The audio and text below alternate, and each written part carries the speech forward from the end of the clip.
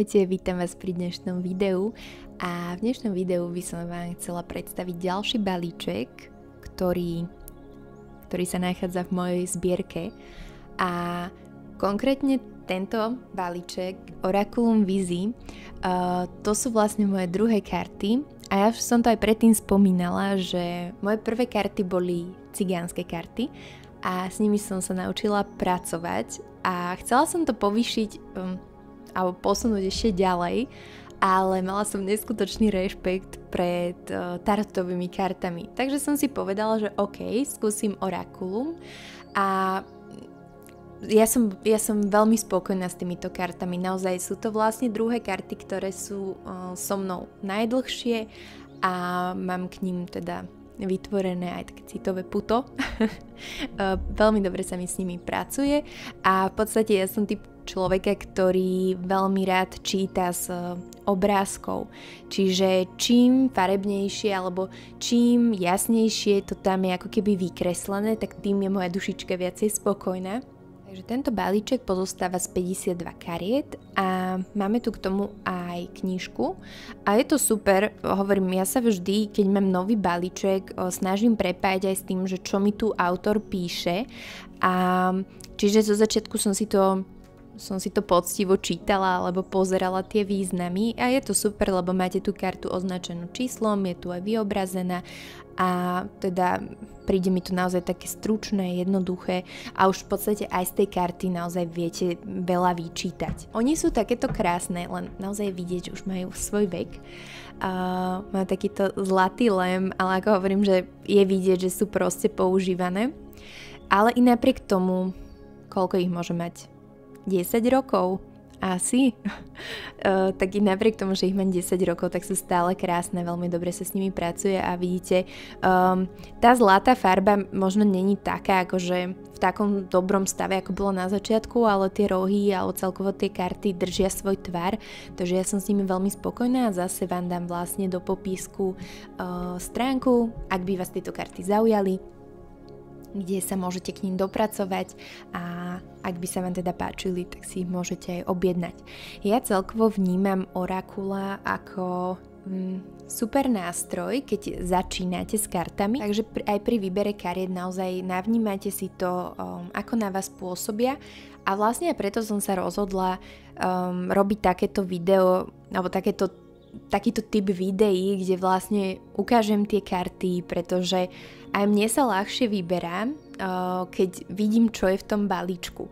A častokrát som si vlastne tieto karty pozerala na zahraničných kanáloch, kde vlastne je to pre nich typické, že kúpia si nejaký balíček alebo proste ukážu balíčky, s ktorými pracujú a podľa mňa je to úplne super, pretože viete si navnímať tú energiu toho balíčka a zistiť, či s vami rezonuje alebo nie. Takže môžeme ísť na to.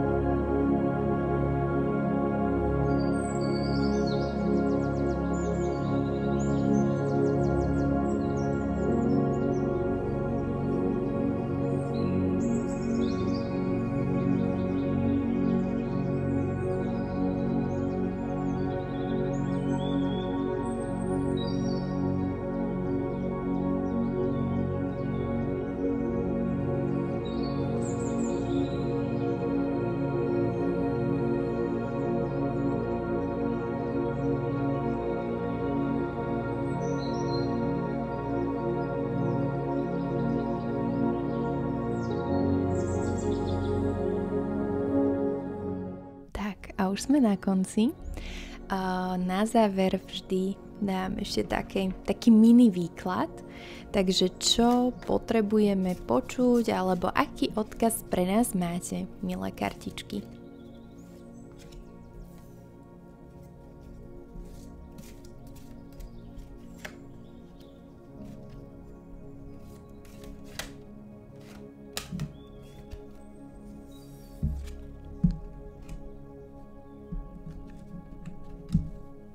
OK, takže tieto dve karty mi naozaj symbolizujú taký ten náš vnútorný zasnívaný svet, čiže naše túžby, sny, ale zároveň sa mi to spája s takým tým denným snením a môže to byť, že je častokrát príjemné, zostať si v tých našich predstavách, či už pozitívnych. Niekto môže sa zasiknúť aj v tých negatívnych, ale ide o to, že je to vlastne náš vnútorný svet, prežívanie, ktorý nás mohol ako keby trochu zastagnovať, trochu obmedziť v tom posune. No ako môžete vidieť, tu ten anjel, on je zviazaný, ale pod sebou má meč, takže vie sa oslobodiť, čiže ešte o to viac nám to symbolizuje, že je to naozaj niečo, s čím my vieme pohnúť, čo vieme zmeniť a vlastne to máme vo vlastných rukách. Takže ak ste mali pocit, že ste v poslednej dobe boli ukotvení príliš vo svojej hlave, vo svojich myšlienkach a bol to viac na škodu ako na prospech, tak teraz nastáva ten čas, kedy by ste naozaj mali vziať do tých svojich rúk ten meč a postupne s ľahkosťou a s jemnosťou púšťať ako keby toto denné snívanie alebo tento únik vlastne z reality do vášho vnútorného sveta a postupne sa vlastne otvárať tomu vonkajšiemu svetu. Takže to je z mojej strany všetko. Ja verím, že sa vám balíček páčil a vidíme sa pri ďalšom videu zo série Výkladové karty. Majte sa krásne. Ahojte.